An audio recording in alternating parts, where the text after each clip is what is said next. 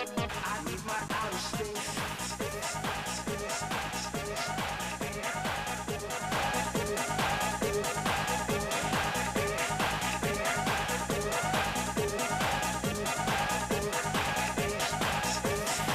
Check out the places you wanna be. Check out the newest technology. Get on my rocket, rocket, rocket, rocket, rocket, rocket, rocket, rocket, rocket, rocket, rocket, rocket, rocket, rocket, rocket. I need my space, I need my outer space. I need my space, I need my outer space. I need my space, I need my outer space. I need my space, I need my outer space.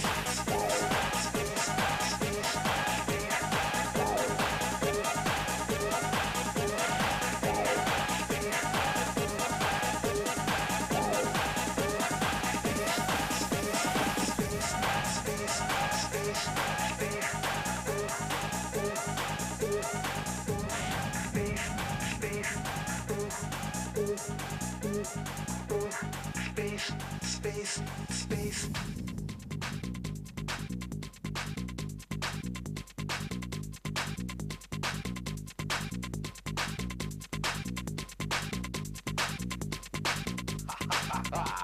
Cosmic. Cosmic. Cosmic. Cosmic. Cosmic. Follow that star. Cosmic. Cosmic. Follow that star. Cosmic. Cosmic. Follow that star. Cosmic. Three, two.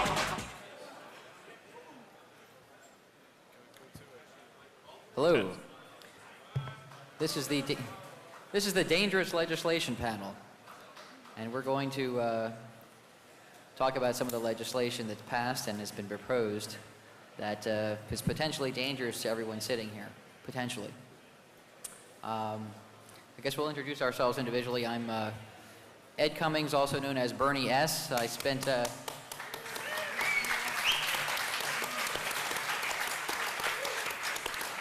I have the unfortunate distinction of being the first person in the country charged with violating a new federal statute.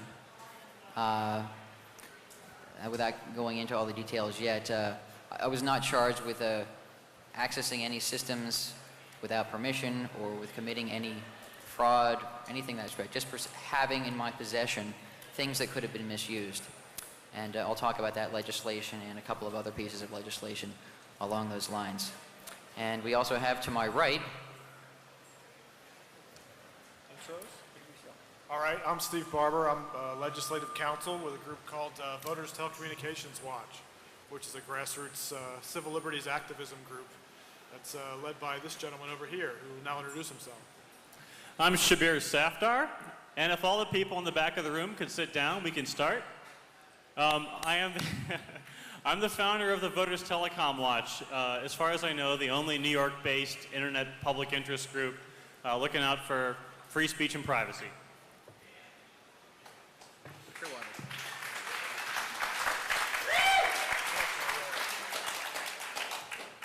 I think Bernie's going to go first.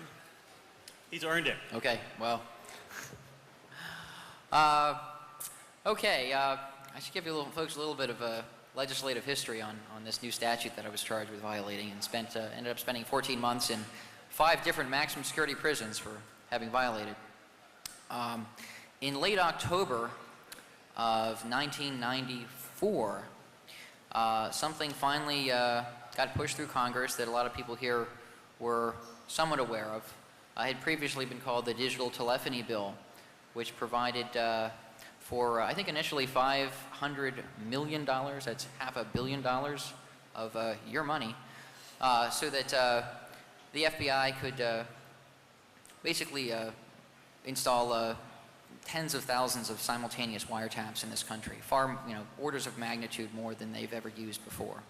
And we all get to pay for it and have the cost tacked onto our phone bills. But this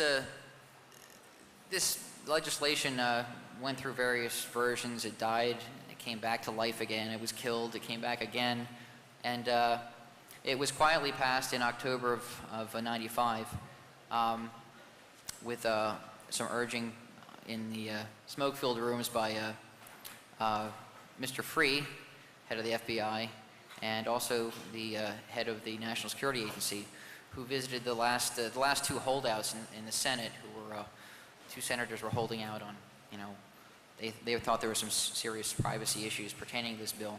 Anyhow, the bill got pushed through, and at the last minute before it was pushed through, an amendment was tacked onto it, which amended Title 18, Section 1029, which is a piece of federal legislation that passed probably 15 or 20 years ago that addressed more or less credit card fraud. And it was entitled Fraud and Related Activity in Connection with Access Devices. And an access device, for those who haven't done the research, is I'll paraphrase here, any card, code, plate, or account number, or other means of account access. So, a lot of things. A MetroCard could be considered an access device, for instance, those who just heard the MetroCard panel. A couple things that would not be classified as an access device under some federal case law that I found would be a blue box or a red box, which are devices that can be used to manipulate the telephone network into making it do things that you're not supposed to do. The reason that they wouldn't be classified as an access device is because they do not provide a means of specific account access. You wouldn't be charging, for instance, if you were to use a blue box or red box to route calls in such a manner that they went around the billing mechanisms of the phone company, it wouldn't bill another person or account. Call would just go through, and there wouldn't be any outstanding charge on a specific account. So red box or blue boxes and similar devices are not classified as access devices, which prevented anyone up until October of '94 from being charged with this federal law for possession of a red box or a blue box. Well, this legislation that was tacked on, most of these bills in Congress have all these little amendments tacked on at the last minute nobody gets a chance to read. And what this amendment, Title 29, said was that they added 1029 Section A5 goes like this. Whoever knowingly and with intent to defraud produces, uses, traffics in, has control of or custody of or possesses a telecommunications instrument that has been modified or altered to obtain unauthorized use of telecommunications services. Or, and this is A6, whoever knowingly and with intent to defraud uses, produces, traffics in, has control or custody of, or possesses hardware or software used for altering or modifying telecommunications instruments to obtain unauthorized access to telecommunications services. So it doesn't say hardware and software, hardware or software. For instance, if you have a computer, that's hardware. If you have software, and if you have a disk that has a program that would allow you to access, say, a computer system that you don't have permission to access, that would be, under the statute, considered software that could be used in conjunction with any hardware, a computer, for the unauthorized access to telecommunication services. I'm not going to talk specifics about my case. We'll talk about that tonight at 7 o'clock at the prisoners panel. But I was guilty of this new statute. There was no way around it. I possessed a touch-tone dialer that had been modified with a 6.5 megahertz quartz crystal. You can buy either of these parts at any Radio Shack store or dozens of mail-order companies. Everybody who had purchased those in the past didn't think they were illegal, but apparently just the possession of these now is a federal felony. I'm sorry? If you put them together, yes, that would, if you put them together, it would fall under A5, possession of a telecommunications instrument that has been modified or altered to obtain unauthorized use of telecommunications services. If you did not put them together, it would still be, could be considered a felony in that it constitutes hardware used for altering or modifying telecommunications instruments to obtain unauthorized access to telecommunications services. I guess you could even go as far as saying a soldering iron or a screwdriver could be used to modify a telecommunications instrument, but it depends on how far the government wants to stretch their argument, I guess. My attorney advised me that I would be best served to plead guilty to this statute because I had no way to get out of the fact that I did indeed possess this stuff. I was never charged or alleged with having sold a red box to anybody or given one to anybody or having ever used one to manipulate the telephone network in any way. But it was clear fact. I had one of these in my home and couldn't get around that. So I made what was called a zootic plea. It's a very little used plea in the federal courts that says basically if there's potential for the statute that you were charged with is going to be appealed on its being potentially unconstitutional, you can make a conditional plea and withdraw that plea and then challenge the constitutionality of that statute. Since no one had ever been charged with this new law before, I was the first person in the country charged with it, I went that route and pled guilty. The next day withdrew my plea. Generally in federal court, once you make a guilty plea, that's set in stone. You can't withdraw it. But this conditional zootic thing let me do that. So I served my whole federal sentence and then filed an appeal saying that basically the terms, what are called the terms of art in this statute, were unconstitutionally vague. Specifically, the terms telecommunications instrument, unauthorized use, and modified or altered were all terms that were not really specified in the statute at all what they meant. And people can say, well, everybody knows what those things mean. And I say that there's a lot of gray areas with those terms. For instance, modified or altered. Every time you use any type of computer or telephone that has digital circuitry in it, specifically like a microprocessor or something, just punching numbers on that keypad really is modifying or altering the contents of the memory of that phone. Every time you run a computer program, you're modifying or altering information on the hard drive, in the RAM, the registers, everything that's going on in that computer is constantly being modified or altered. If you use a modem to call another modem, you are sending AT commands, ostensibly, to that modem, which are modifying or altering the S registers in that modem. So people can modify or alter things without even being readily aware of it. And there were no exceptions provided in this bill for these things.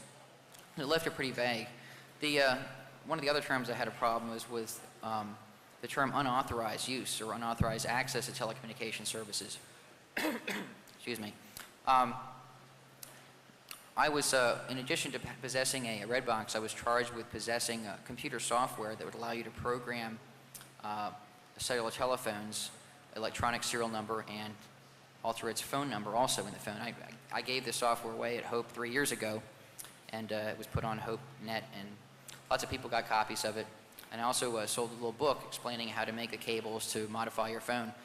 What a lot of people misunderstood about this software is it did not enable you to go out and charge phone calls to other cellular customers. It didn't give you the ability to obtain other people's electronic serial numbers. It simply allowed you to change the serial number and phone number in your phone to one that you already had, say another ESN that you had. Say you had a phone in your car. You wanted to have a portable phone also. You didn't want to have to pay two separate bills and two separate numbers. I came up with this package. I didn't write the algorithms. I got them from someone else and put them together with some other utilities on a disk and put it together people and gave it away at Hope so that people could basically roll as many extensions as they wanted on their phone. Just like you could have 5 phones in your house, you could have 5 cellular phones all on your phone number. Software didn't let you steal anybody else's electronic serial numbers, which you need specialized equipment to do, and I wasn't ever charged with having. But anyway, the government's argument was that since the cellular carriers do not authorize you specifically to do this, that it constituted an unauthorized access to their telecommunication service. In other words, that second phone would not be authorized to access the system. And that was the government's argument in my case. It didn't say anywhere in the legislation who had the permission or the power to say what is authorized or not authorized. Ostensibly, you could assume that it meant that telecommunications carrier, but it could really be anyone. I mean, if any one of us said, well, I don't authorize that, it's still unauthorized. So that was kind of left vague, too. So I filed my federal appeal, and this is after I'd served my time. I really had nothing to gain as far as getting time back in my life.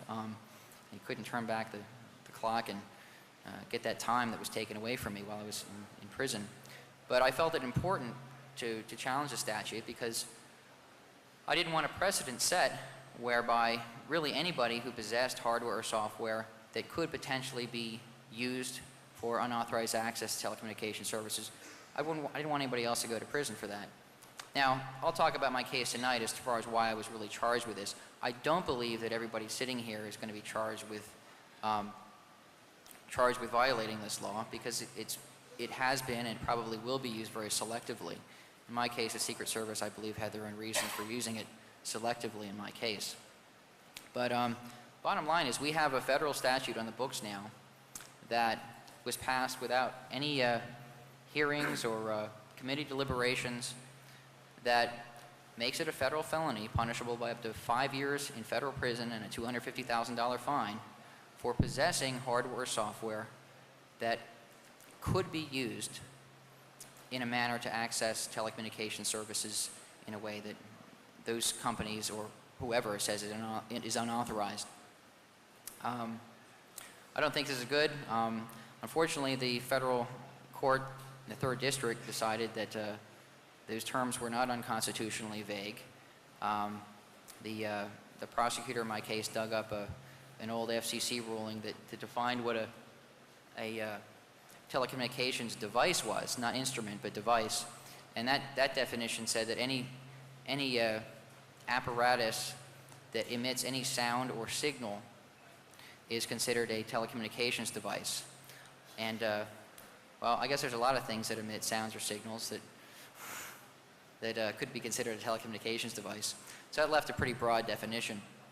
I think in a country that's where people really value their liberties, we shouldn't have a lot of vague laws on the books that allow really the prosecutors and the law enforcement agencies to define it as they go along, as they did in my case. It's kind of like making up the rules in the middle of the game.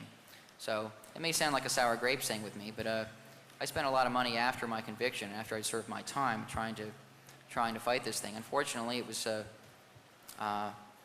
the court's previous judgment was affirmed, and now we have federal case law that says that this terminology is not vague, and I don't agree with that, and probably most of us here don't agree with that.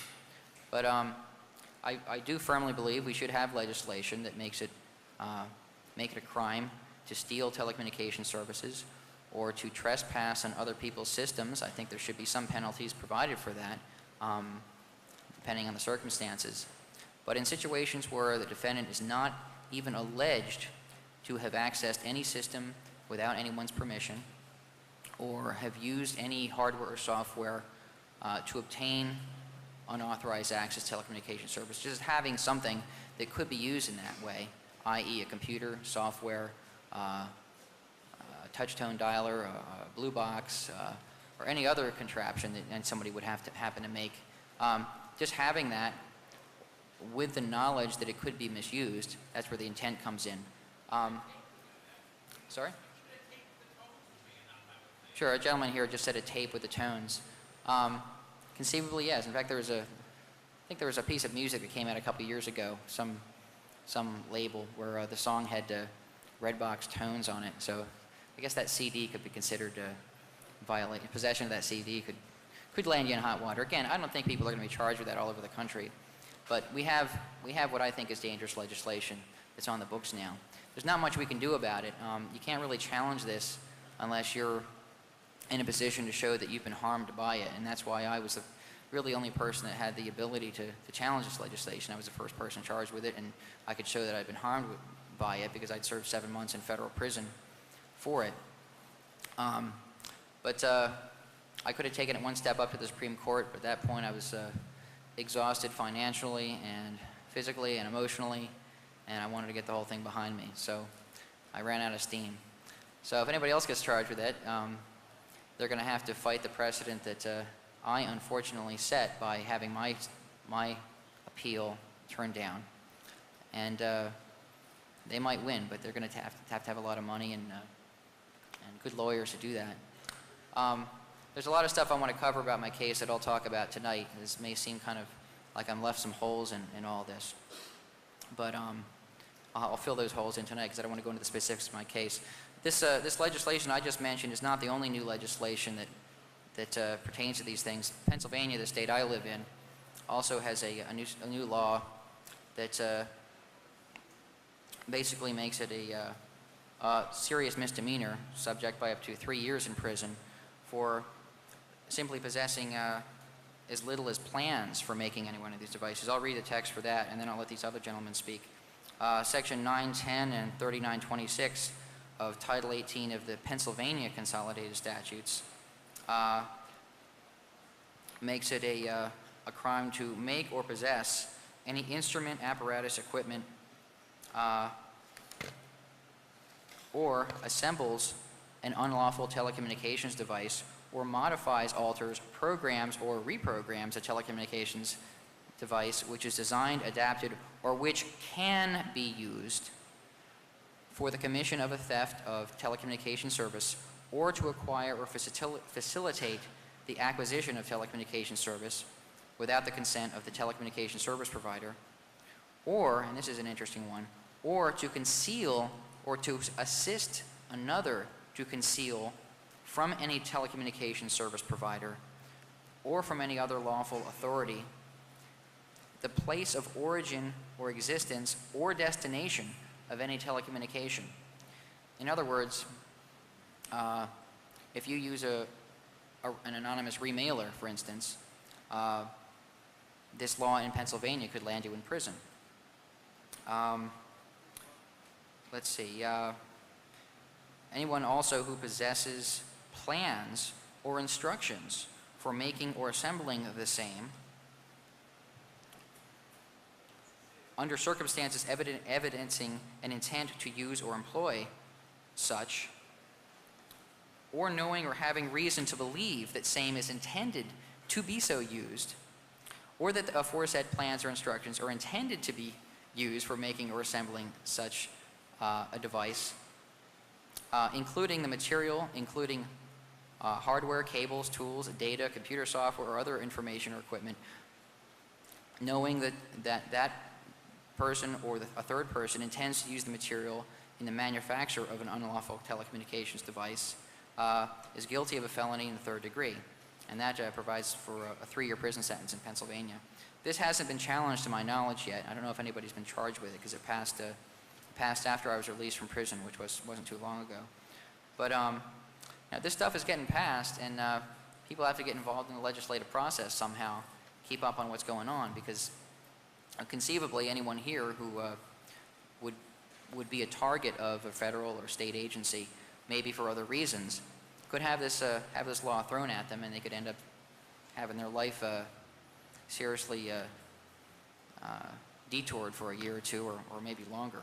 I could go into some other pieces of legislation that have passed, but I don't want to take into the time of these other two gentlemen who've been actively involved in trying to shape this legislation so that it's less onerous before it actually gets pushed through. So let Steve Barber address some of those other issues. Oh, I'm sorry. We're going to let you changing do the your order talking. on you. Do we want to take questions individually or after we're all done? Take them after. Okay. All right.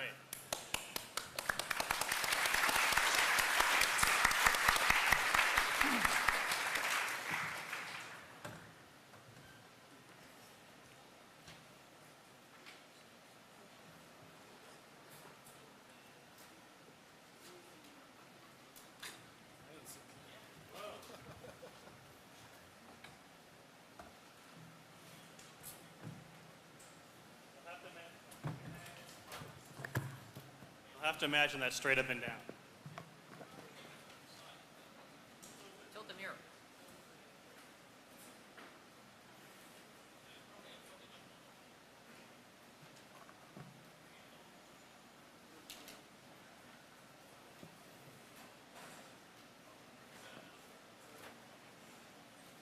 You know, my printer doesn't print straight anyway.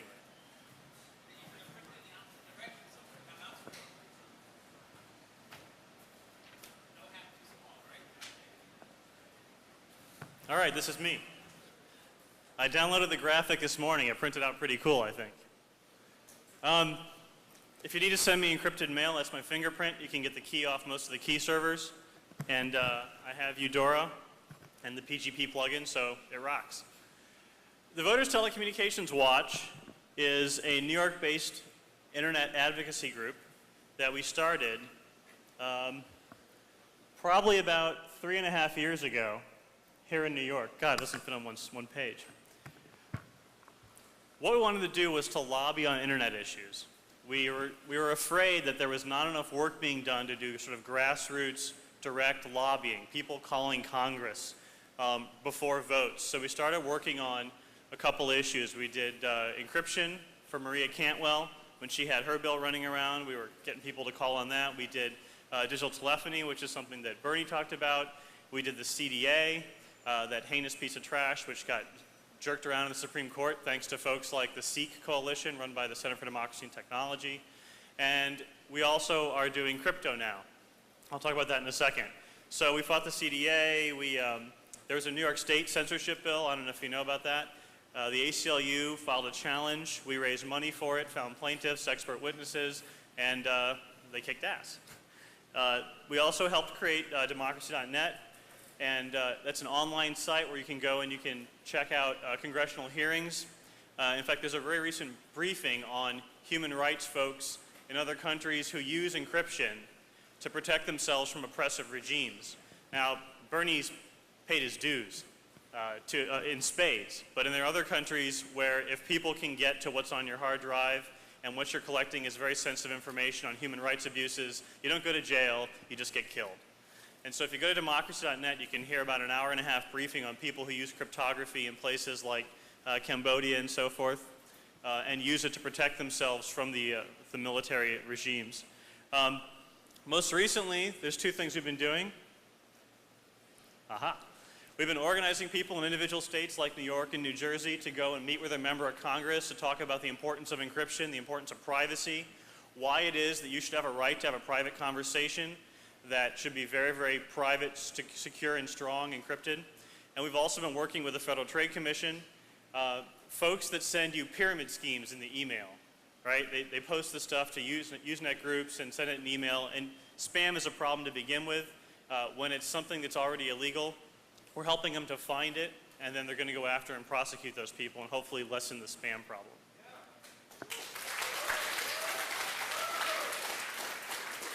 Now, if you want more information, popular topic. If you want more information about that, you should go to a site which is run by us and the folks at Center for Democracy and Technology called www.junkemail.org. All right, now every talk has to have a hack, so this is my hack.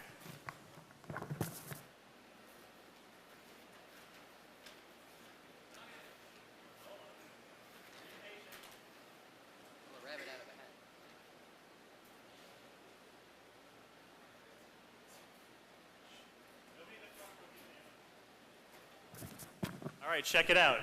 For a free t-shirt, what is New York City's greatest natural hacking resource?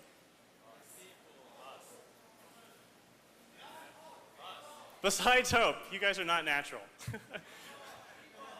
People. All right. What is this? Does anybody know?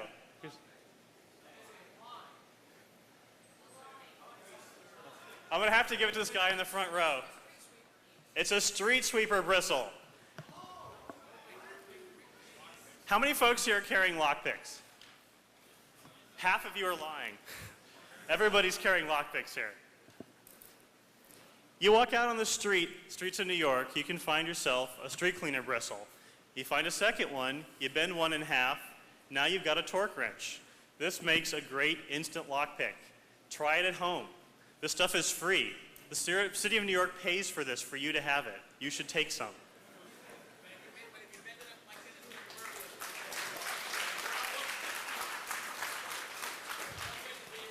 You should not leave this conference without one of those.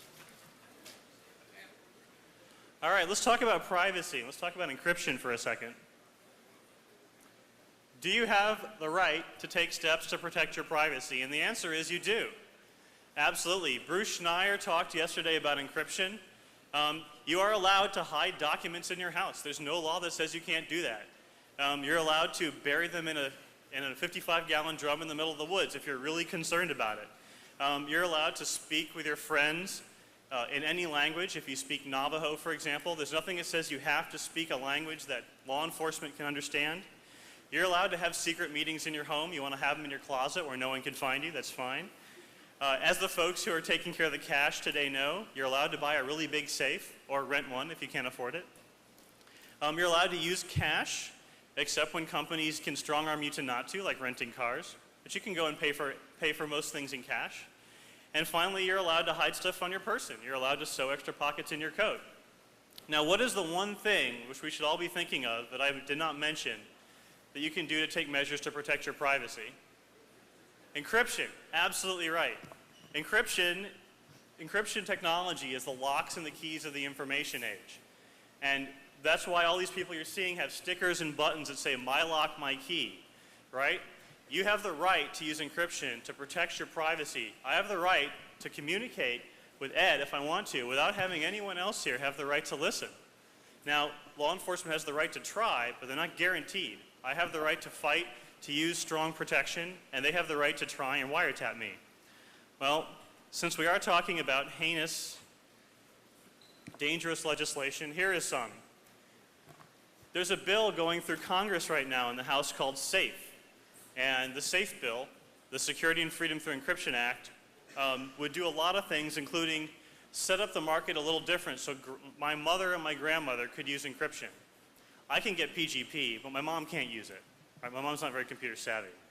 Right? So it's got to be built into stuff. It's got to be a mass market element. It's not today. Everybody in this room can get PGP, but we're a small fraction of the population.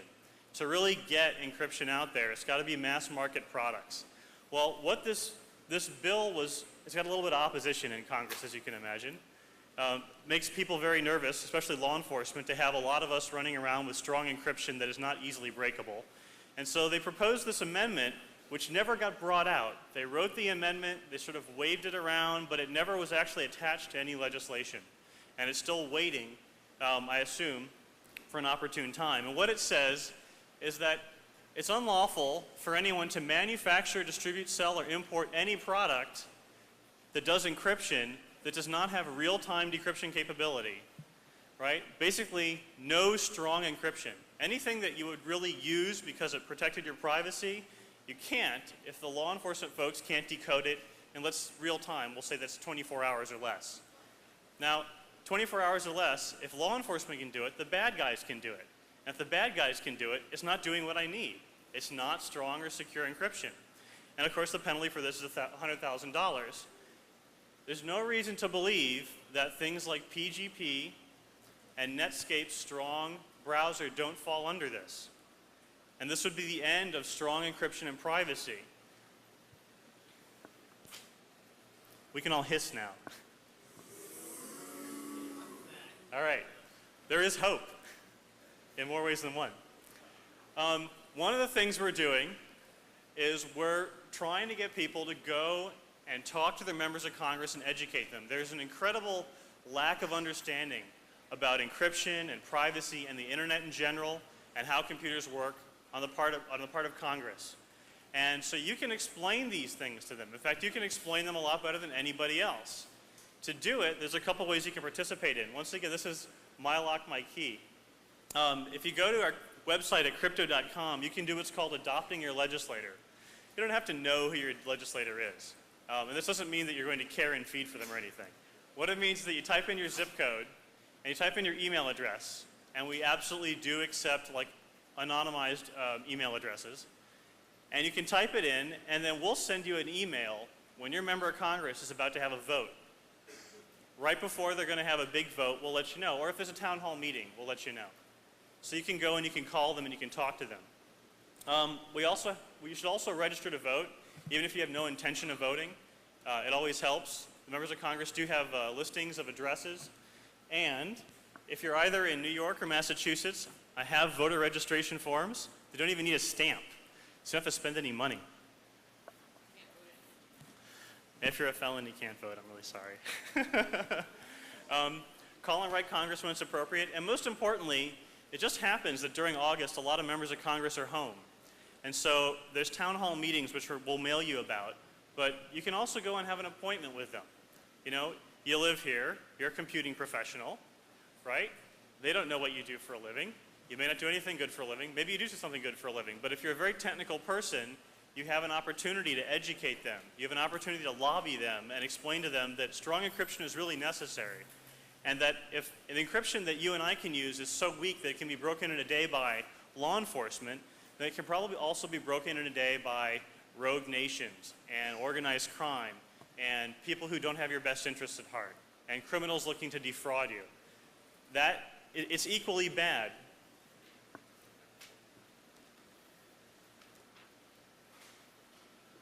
All right, so here's some information.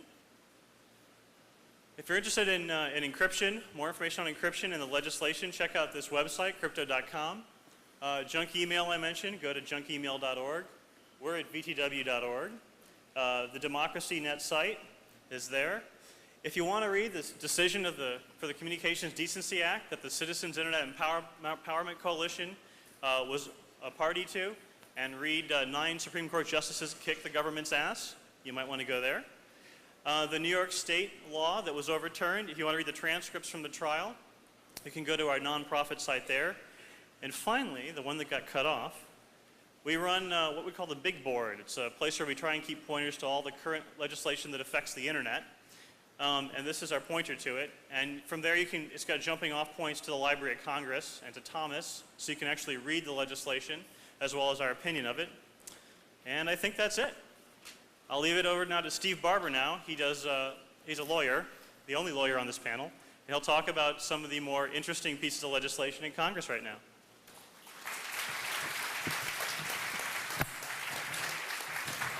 One more thing. Most intelligent question gets a t-shirt.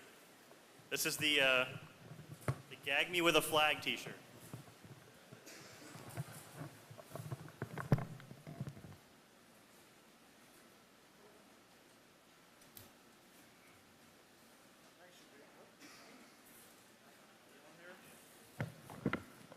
Hello. Okay.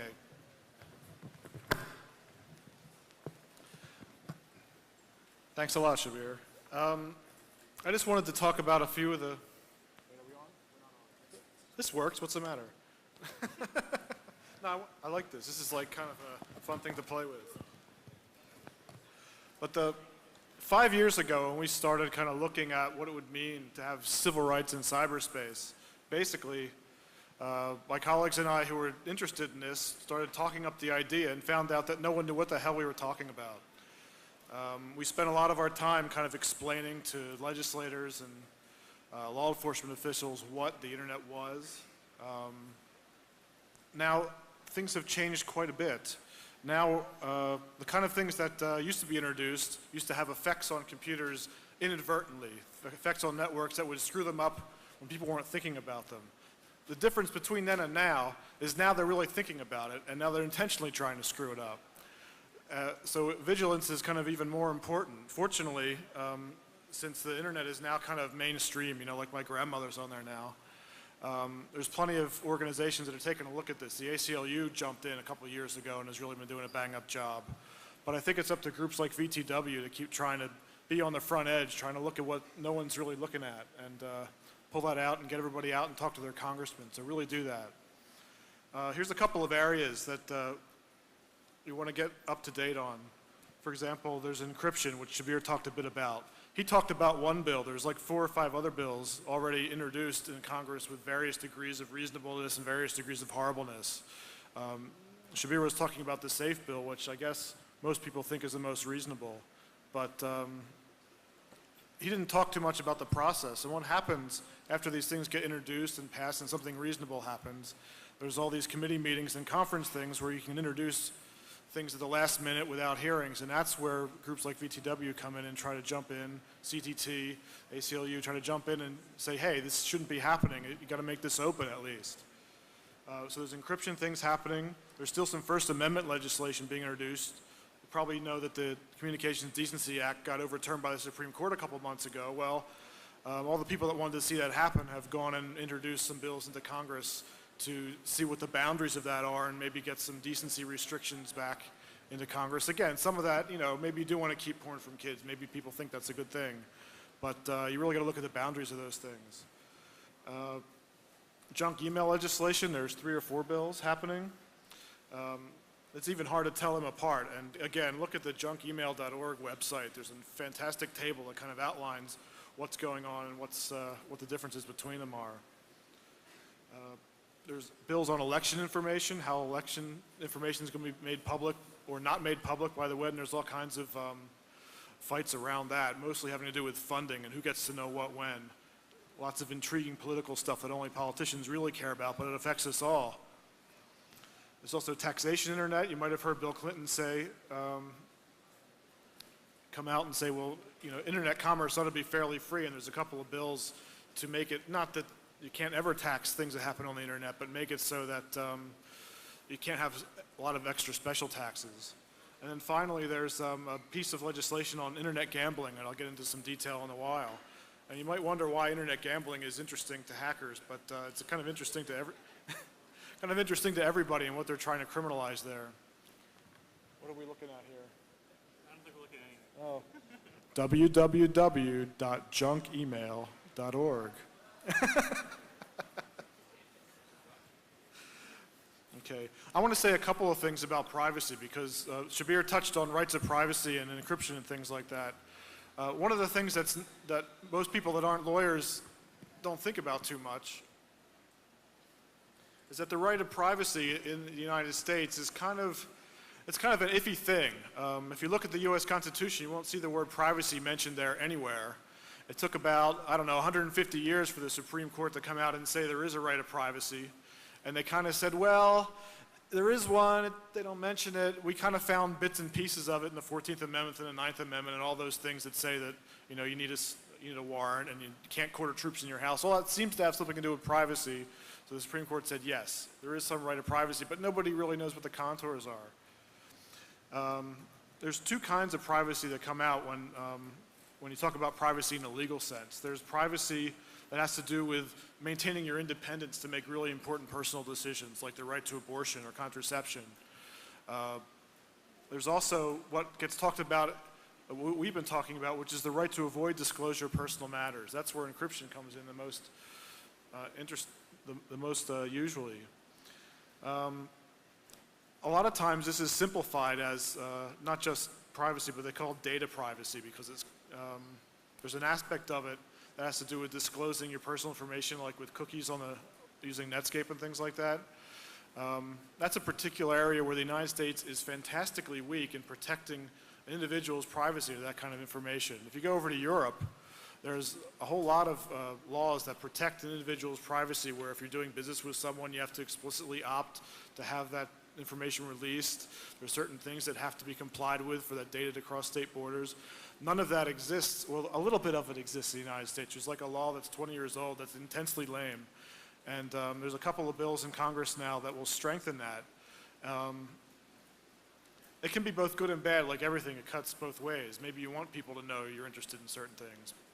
But in general, people can buy and sell your personal information. There's not a lot you can do about it.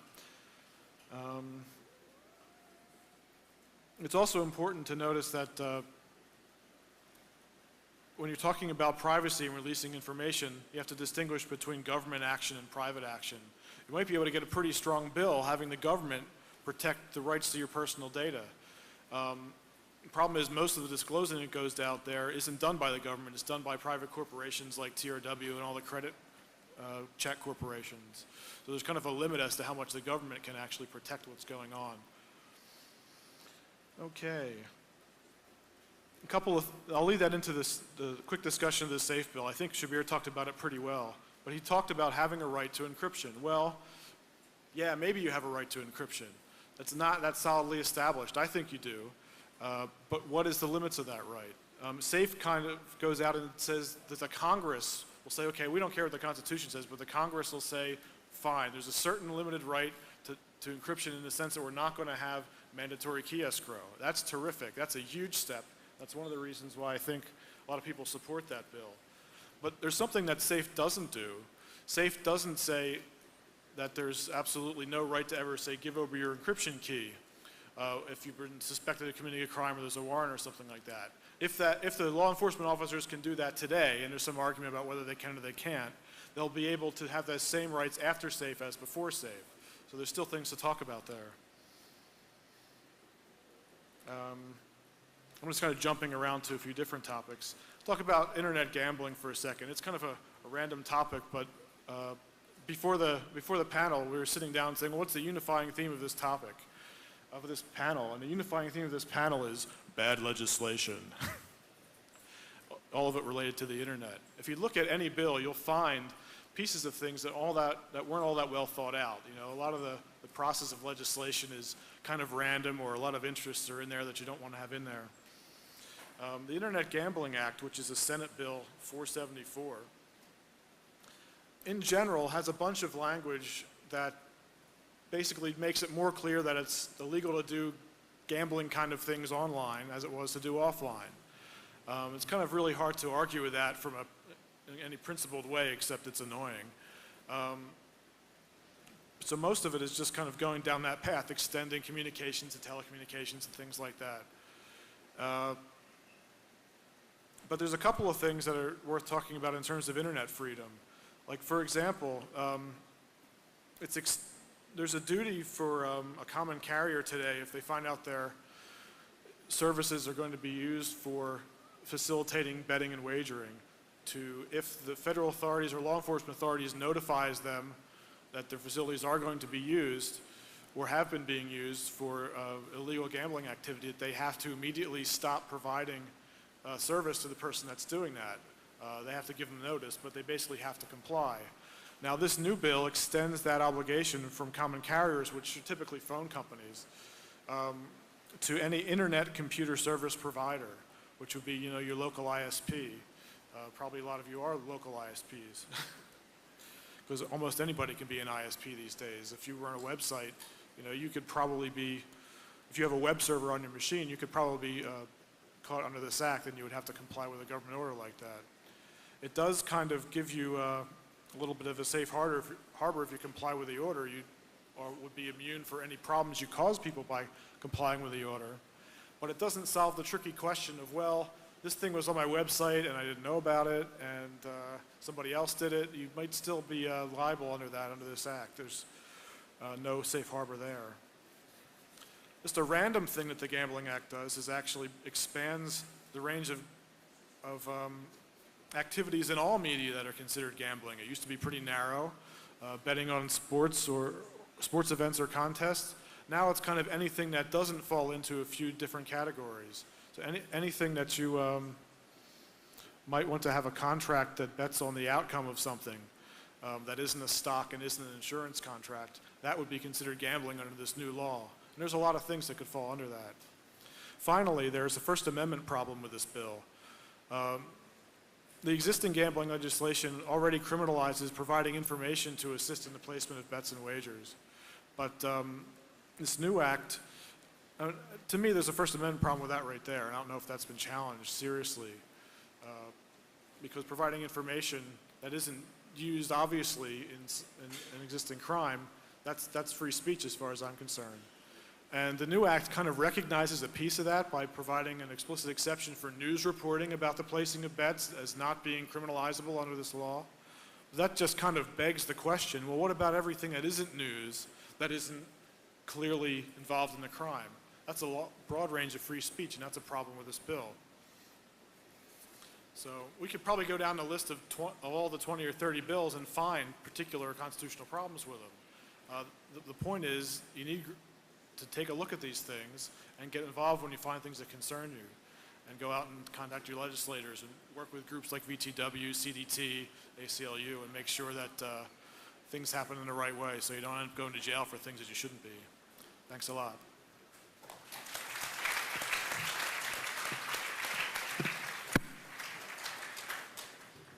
We're taking questions now, right? All right. Best question gets a t-shirt.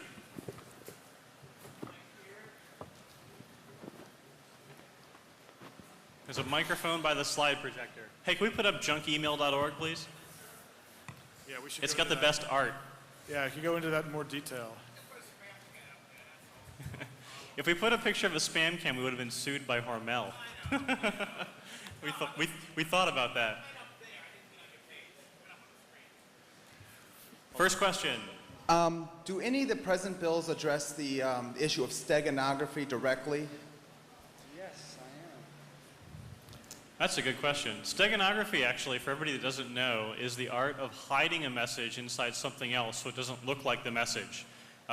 Programs like Stego and so forth actually hide your message inside a graphic in what most people consider fuzziness or white noise. So you send a graphic to somebody, and people who are observing the transmission from you to the other person, all they see is a graphic, but the person at the other end actually can extract a message from the noise in the picture. The answer is I don't know. Steganography is one of the, encryption is sort of straight encryption has been the focus of all legislation, and I don't remember if steganography comes under that. Do you know? Yeah.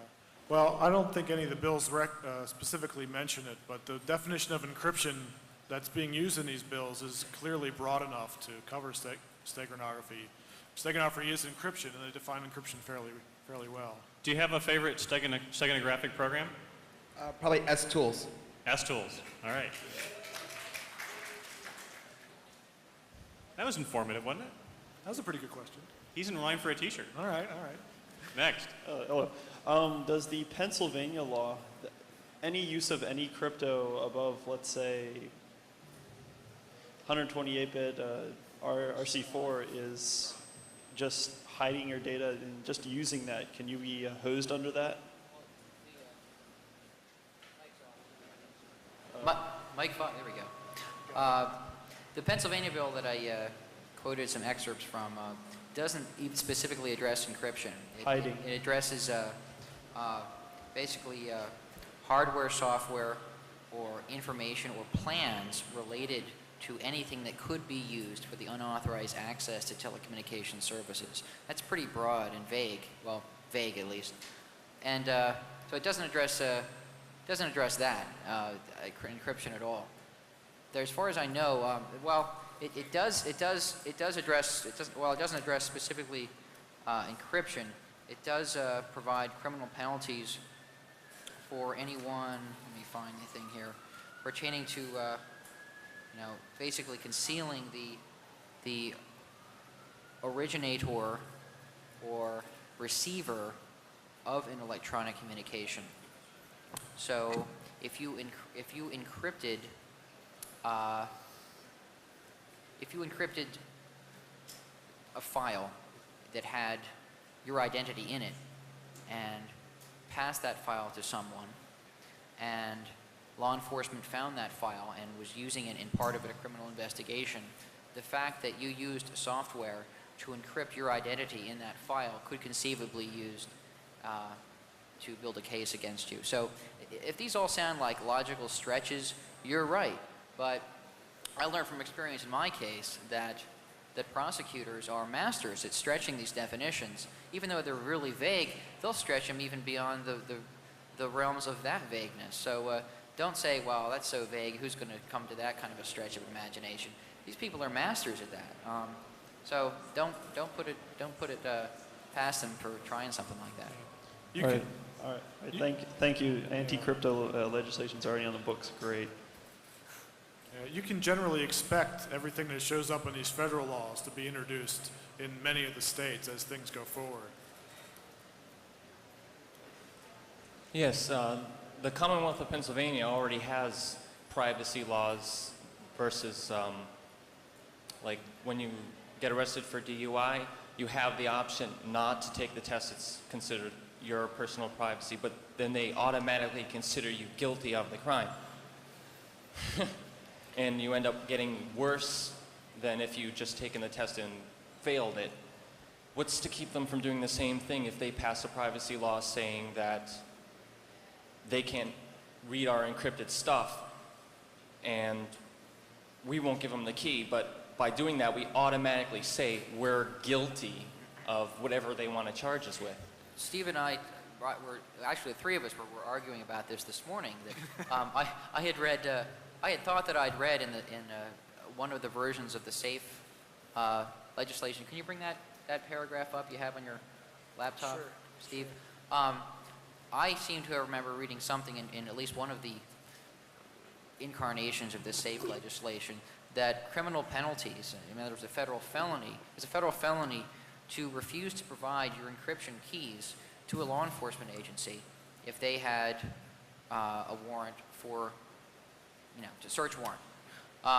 Apparently, it's a little more specific. Why don't I read it? It says unlawful use of encryption this is Title 18, I assume, Section 2805, United States Federal Criminal Statutes. Title 18, United States Code, Title 18, Well, Section 2805. This is a bill, it's not a law. Ah, okay. This is a proposed bill. So we have a chance to keep this thing from getting enacted. Do you know when this is going to Well, I can talk about that. The SAFE bill has had for a long time a provision that like that, and it was worked on and narrowed by the ACLU. The SAFE bill. This is the SAFE. Yeah, I'm giving the history. Legislative history. Legislative history. Let's read a history lesson. The ACLU, did a good job at trying to narrow it as much as possible while still keeping the bill from getting scuttled. And what's left is there. You can actually go to the website at www.crypto.com and read it, and find out, learn more about it and make the call yourself. Let me read Section 2805 as proposed. It's entitled Unlawful Use of Encryption in Furtherance of a Criminal Act. And it doesn't limit that criminal. It could be any criminal act. Any person who willfully uses encryption in furtherance of the commission of a criminal offense for which the person may be prosecuted in a court of competent jurisdiction, which I assume that means any court. Does that limit it to federal courts? I don't think it does. Yeah. Jonah's saying no, so I'll go with what Jonah says. So they'd have to bring a separate prosecution. But. Oh, yeah. Yeah, if you were charged with some crime, it doesn't seem to even limit it to federal offenses or felony offenses. If you're charged with any crime the way I read it, and I may be wrong because I'm not a lawyer, and a search warrant, you say your house is raided. Let's come down to a practical situation. Your house is raided. They get a warrant, they raid your house. They go through your hard drive. The law enforcement officers go through your hard drive. They find an encrypted file. If you've been charged with any other if you've been charged with a criminal offense and they find an encrypted file on your hard drive, if you use encryption on any file on that hard drive, In the furtherance of the crime. In the furtherance of the crime. However, if you refuse to provide, they'd have to show that the information in there was used in furtherance of the commission of that crime. However, you can bet your ass that if you do not provide them with the encryption keys for that file on your hard drive, they will say that information was used in the furtherance of that commission of that crime, and the fact that you didn't provide them with the keys almost proves that fact. If that sounds like a stretch to you, you haven't dealt with these people before. So, go ahead. Let's say we should move on to the next question, but I do want to answer that, which is to say the goal of that is to take people that, for example, would encrypt information relating to the criminal act that they're committing and use it to try and avoid prosecution. And I think it's unnecessary, to be honest, but yes. Okay, it's great that they're doing all this talking about making these laws and that kind of thing, but in the days when any 2-bit Wares puppy with a decent computer connection can get a $350 copy of Photoshop for free, how are they planning to enforce all this stuff? So you're saying, like, how is copyright enforceable on the internet? No, I'm saying that copyright obviously isn't enforceable on the internet, so how are these laws going to be enforceable on the internet? Very selectively. Right. Same as any other law. How many fare beaters they catch on the subway? I mean, copyright is a very hard issue for a lot of people to figure out how it translates to the net. And what you point out is exactly why. Because it's not clear that in a world where you can make an exact duplicate of anything millions of times and have it cost you no more than the first copy, it's not clear if copyright works the same way or not. And the counter side of this is that, you know, if Bernie writes a piece of software for reprogramming his cell phone and he wants to make some money off it because he maybe, you know, spent a couple of years. Or give it away at Hope. Yeah. If he doesn't want to give it away, if he wants to sell it for $50 a copy, he's probably got a right to be compensated for it. But, you know, how does that work? It's not clear. Next. Just a small comment on what Bernie said. As an example to selectiveness where the internet laws are applied, the People's Republic of China does not allow anybody and access to that hierarchy of these news groups. Right? Just want to point that out. It's the truth. Yep. Yeah, I read about legislation that's trying to be enforced on gambling on the internet by jurisdiction, according to where you live. Like if you're in a state that doesn't allow gambling, that it would be illegal for you to gamble in, say, Guam or Vegas or wherever it is legal. But it's the World Wide Web. So wherever you go, I mean, how do they plan to enforce this? That's about as stupid as trying to censor the internet using the, you know, Communications Decency Act. It's That's exactly right. In fact, if you look at our one of our websites, www.vtwctr.org, you'll see we did a rundown of a particular case in Minnesota where they actually tried to drag the owner of a gambling website in Belize into court in Minnesota. They had no assets in Minnesota. The owners had never been to Minnesota. And as far as they could tell, VTWCTR.org. VTWCTR.org. They had never been to Minnesota, but they decided because gambling was illegal in Minnesota and it was on the web, that it would be a crime in Minnesota. And you know what? They got diddly. They got squat. All they did was prevent those people who own that gambling server from vacationing in Minnesota. That's all they did. It's absolutely unenforceable. And that's what people say about this gambling bill, is that it's absurd. Instead of actually trying to restrict gambling on the internet, you should just, you know, address it as if it's going to happen, because it is.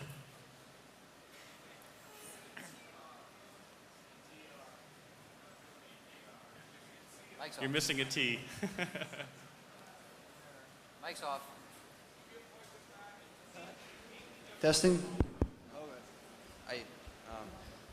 That would be the equivalent of, you know, if I wanted to take a vacation to Vegas. I mean, when I'm using the internet, that's basically what I'm doing. I'm taking myself there. Mm-hmm. So. Yeah, I think all this jurisdictional stuff is absurd. These law enforcement agencies seem to want to, like, stretch their jurisdiction everywhere they can possibly do it.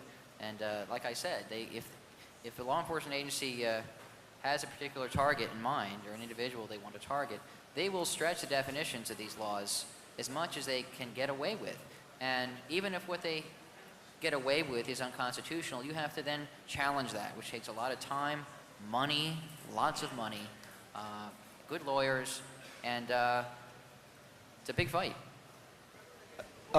If sometime in the future the law enforcement community could force you to provide them with your key, would it be possible to create a key in which you could take the Fifth Amendment and not provide them with it? So your key would be like, I hacked the Pentagon and oil-fed suck or something, where where you'd incriminate yourself by giving them the key. That's really clever. So you wouldn't have to give them the key. That's really clever. I don't know. It's a good question. That's a good T-shirt one. Well, I don't know if you're going to get a solid answer on that. There's different categories of things to which the Fifth Amendment applies. I'm just telling you the way the law reads, not the way I think it should be. Things that are communicative, things that have kind of content, you can take the First Amendment about. But things like giving a sample of your hair, the court has ruled you can't take the First Amendment about. If they want a piece of your hair, they're going to get it. So the question is an encryption key more like hair or more like speech? And we don't really know yet. We're going to have to see how that works out in court. Sounds pretty hairy to me. You mentioned a ban on strong crypto. Would that just, I mean, they couldn't throw everyone in jail who uses PGP, so what would they do? Would they just... Well, first thing that they would do would be make sure that no one sold it commercially. And so now all the commercial products that you enjoy, like the stuff put out now by PGP as a company, the stuff put out by Netscape, even Microsoft, if you happen to be an Internet Explorer user, you couldn't get. The entire net would revert to shareware crypto. And that's a world you don't want to be in, because that's a world where only the people in this room can get encryption. That's a world where my mother, your sister, your brother, none of those people can get crypto. And that means that we're a smaller target and we're prosecutable. Going back to what you said a moment ago about gambling in the state of Minnesota, you were talking about jurisdictional issues. I mean, just a comment, it's not really a question. But what about the case of the Amateur Action BBS in California? They went to jail. Exactly. He was in California and they shipped him off to Tennessee. It happens. There's also something more complicated about the Amateur Action case, including the mailing of restricted material interstate. And that's really what was unfortunately the killer in that case. All right, the most important thing, here's the most important thing I can think of to ask, because the message that I'm really taking away from all of this is that activism is needed desperately. And the people in this room represent a segment of society that has an extremely high concentration of technical knowledge. Unfortunately, though, that doesn't necessarily imply anything about our communication skills and our ability to communicate this and to affect change in the political system. Now, as far as what you mentioned about adopting our legislators and communicating, educating, trying to change opinions, I think that myself and the people in this room could really benefit from some guidance as far as what would really empower us is some guidance as to what are the arguments that we can make. How can we try to explain, how can we try to disarm the people who are obviously panicked by this technology? How can we try to educate, and how can we try and inform, and how can we try to affect some positive change? One of the things that you'll see if you go into the Adoption Legislator program or page on crypto.com is that we give you type in your zip code, we give you your member of Congress's local and DC phone numbers. We give you pointers to documents that you can use as evidence as to why strong encryption is important. And then we give you talking points. You know, stress these points when you talk to them. In fact, if we tell you to go to a town hall meeting because there's going to be one in your district, we'll tell you whether or not your member of Congress is a supporter or an opposer of strong encryption based on their votes. And we'll tell you, should you be congratulating them with a carrot or beating them with a stick? It's very important. All right, very thorough job. That's a good question, and by the way, if you don't win first prize, I'll give you these lockpicks as a second prize. I suppose my question is really more metaphysical, perhaps rhetorical, but just wondering if anybody here believes that God could create a public key encryption system so strong that he couldn't hack it. I didn't even hear it. Next. I can't answer that. What we found out today is that we really have to be involved in this process of getting into the legislation before it happens, you know, talking to members of Congress, finding out how bills go through the system. We also found out is it's very expensive for this to be done, not for us individually, but as a group to keep us informed. And what I think we should all do is take a look at our pocketbooks and see if maybe we can spare a few bucks, make a donation to these groups. They're really helping to protect us. Wait, don't do that. We don't accept donations. You don't? No. I have money in hand I was going to give you.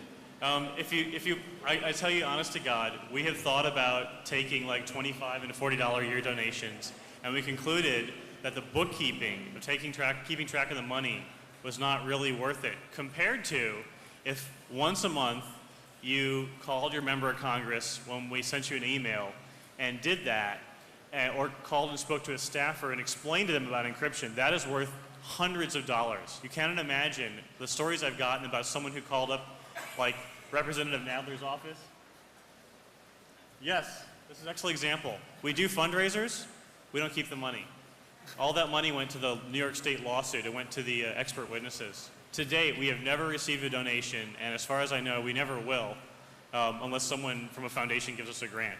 Much more important from you is if you decide that you're concerned about this issue, you make the commitment to call your member of Congress and talk to them or talk to their staff about encryption. That's worth more than any amount of membership. All right, we're signaling. Are we getting signal that we have to shut up? All right. Can we do one more question? I've got a question. If someone sends me anonymous, you know, like through a remailer, and I don't know where that mail originated, and I send them back something encrypted, and it turns out they're out of the country, have I really committed a felony? And also, if someone got mail from me that was encrypted and they sent it out of the country, would I be also guilty of a felony? Out of the country is a felony. I'm pretty sure the answer is no. No, we're trying to figure out how to say no, but it isn't a felony because you're not sent. It's actually the software that's illegal, not the encryption itself. As of today, you still have the right to send encrypted mail and anonymous mail to anyone you want to, and as long as we are still successful in staving off the forces of the FBI, that will still be true. But we need your help, and maybe we should close on that.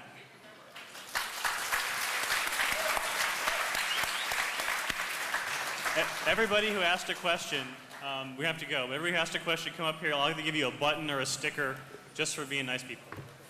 Who gets the T-shirt? Who do we give the T-shirt to? That's the question. The guy who did the key thing. Was he the steganography or the key? Everybody stay put. Don't go anywhere. We have the CDC panel coming up in just a moment, so this is going to be interesting.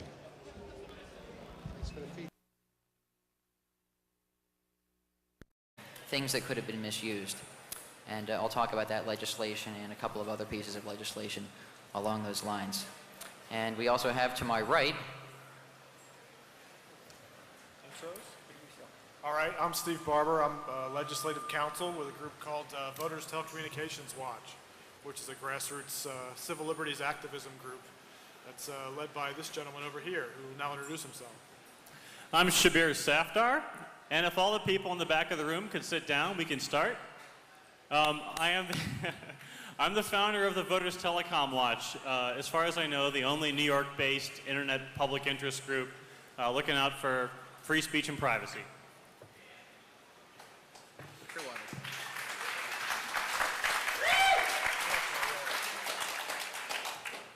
I think Bernie's going to go first. He's earned it. Okay, well. Okay, I should give you folks a little bit of a legislative history on this new statute that I was charged with violating and ended up spending 14 months in 5 different maximum security prisons for having violated.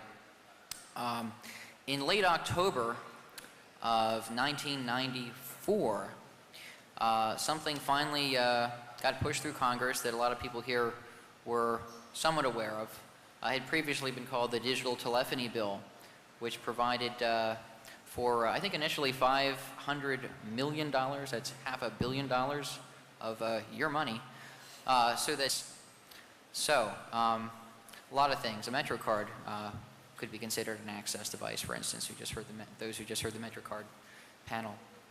A couple things that would not be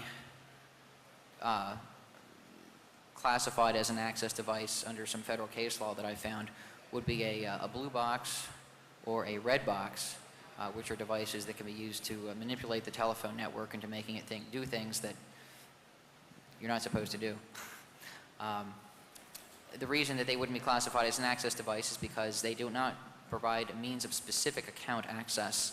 You wouldn't be charging, for instance, if you were to use a blue box or red box to route calls in such a manner that they went around the billing mechanisms of the phone company, it wouldn't bill another person or account. Call would just go through, and there wouldn't be any like outstanding charge on a specific account. So red box or blue boxes and similar devices are not classified as access devices, which prevented anyone up until October of '94 from being charged with this federal law for possession of a red box or a blue box. Well, this legislation that was tacked on, you know, most of these bills in Congress have all these little amendments tacked on at the last minute nobody gets a chance to read. And what this amendment, Title 29, said was that they added 1029 Section A5 goes like this.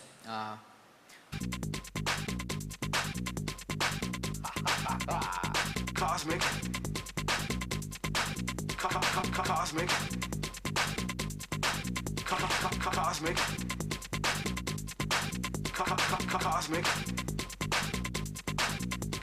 Cosmic. Follow that star. Cosmic. Cosmic. Follow that star. Cosmic. Cosmic. Cosmic.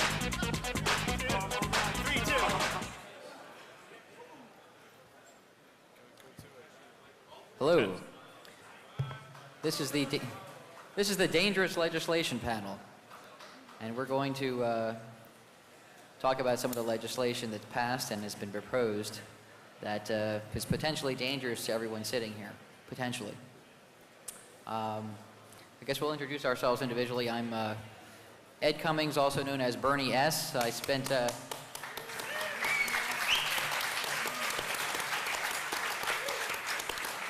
I have the unfortunate distinction of being the first person in the country charged with violating a new federal statute. Without going into all the details yet, I was not charged with accessing any systems without permission or with committing any fraud, anything that's right, just for having in my possession. The FBI could basically install tens of thousands of simultaneous wiretaps in this country, far, orders of magnitude more than they've ever used before. And we all get to pay for it and have the cost tacked onto our phone bills. But this legislation went through various versions. It died, it came back to life again, it was killed, it came back again, and it was quietly passed in October of '95 with some urging in the smoke-filled rooms by Mr. Free, head of the FBI, and also the head of the National Security Agency, who visited the last two holdouts in the Senate, who were two senators were holding out on, they thought there were some serious privacy issues pertaining to this bill. Anyhow, the bill got pushed through, and at the last minute before it was pushed through, an amendment was tacked onto it, which amended Title 18, Section 1029, which is a piece of federal legislation that passed probably 15 or 20 years ago that addressed more or less credit card fraud. And it was entitled Fraud and Related Activity in Connection with Access Devices. And an access device, for those who haven't done the research, is I'll paraphrase here, any card, code, plate, or account number, or other means of account access. I need my outer space.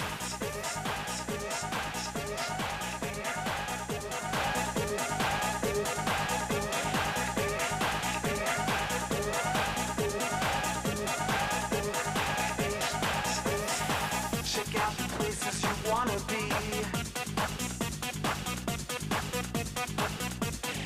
Check out the newest technology. Get on my rocket, rocket, rocket, rocket, rocket, rocket, rocket, rocket, rocket, rocket, rocket, rocket, rocket, rocket, rocket. I need my space, I need my outer space. I need my space, I need my outer space. I need my space, I need my outer space. I need my space, I need my outer space.